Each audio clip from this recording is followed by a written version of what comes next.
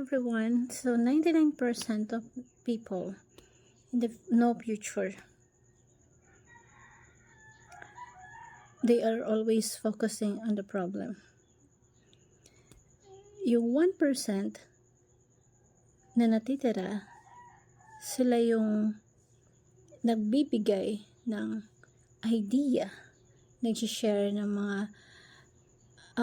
dapat gawin dun sa 99% na dapat gawin at mag-share dun sa 99%. So, if ikaw, kung ikaw ay parte ng 1%, ang magagawa natin maging positive thinker tayo, na kung ikaw ay matagumpay sa buhay mo ngayon at kabilang ka sa 1%, i-share natin yung pagiging positive thinker dun sa 99%, na yun yung pwede natin magawa at ma-share sa kanila para ma-guide natin sila at magkaroon sila ng magandang future. Yung 99%, hindi sila naghahanad ng true success kasi maraming fear, maraming takot, at nasanay sila na andun lang sila sa level na hindi sila gagalaw kasi takot silang baguhin yung sarili niya. Takot sila sa changes So, ang magagawa natin bilang part ng 1%, don't worry. Just share the knowledge and ideas that you have para matulungan tong 99% na to, yung learnings na meron ka, i-motivate sila para mag-create sila ng future na meron dapat sila.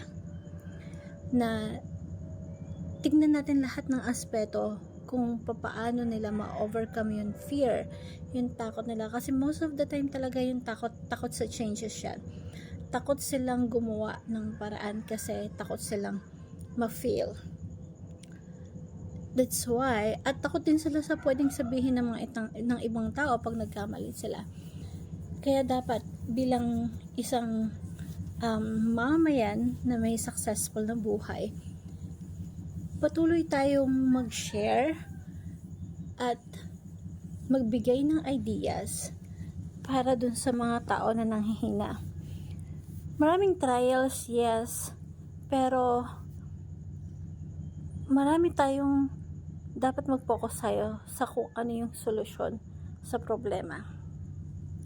Lalo na kung ikaw, focus mo yung sarili mo dun sa mga bagay na makakatulong sa'yo.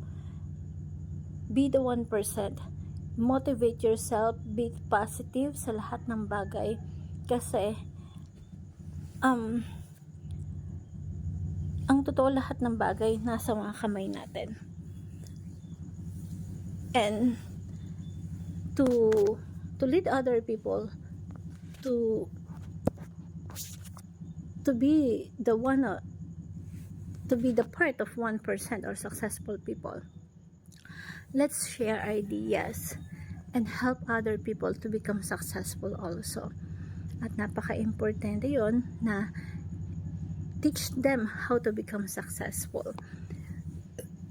Na ma-motivate natin sila. At yun yung tanging magagawa natin, na tulungan silang makita ano ba yung problema at ano ba yung pwedeng solusyon sa problema. Hope you learned something. Thank you everyone, and